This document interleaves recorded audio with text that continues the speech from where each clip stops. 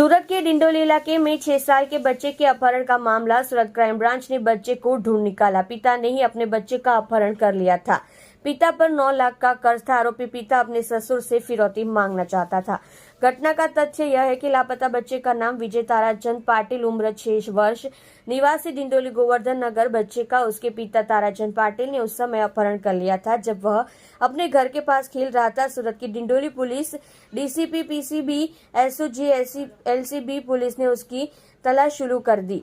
आखिरकार जब लापता बच्चे विजय का उसके पिता ने अपहरण कर लिया तो सूरत सिटी क्राइम ब्रांच पुलिस ने उसके पिता ताराचंद पाटिल को पकड़ लिया और बच्चे को गिरफ्तार कर अपहरण के अपराध का पता लगाया, जिसमें बच्चे की बुआ और बच्चे के पिता और पिता के एक दोस्त के सूरत सिटी क्राइम ब्रांच ने गिरफ्तार कर बच्चा अपहरण के मामले की गुत्थी सुलझा के सफलता प्राप्त की।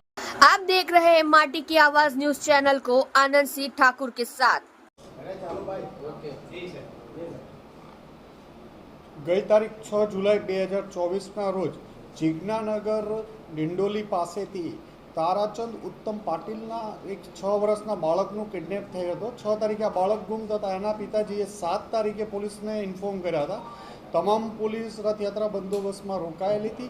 તેમ છતાં 7 તારીખથી કન્ટિન્યુ સુરત ક્રાઇમ બ્રાન્ચની ટીમ, ડિંડોલી પોલીસ સ્ટેશનની ટીમ વગેરે રાત દિવસ મહેનત કરતા હતા। આ તપાસ દરમિયાન આના સીસીટીવી ફૂટેજના એનાલિસિસ કરતાં ખબર પડી કે તારાચંદ ઉત્તમ પાટીલે જ પોતાના છોકરાને કિડનેપ કર્યો હતો અને પોતાની બેન જ્યોતિ અને એક મિત્ર કરણ મારફતે આ છોકરાને બુલધાણા, મહારાષ્ટ્ર મોકલી આપવામાં આવ્યો હતો।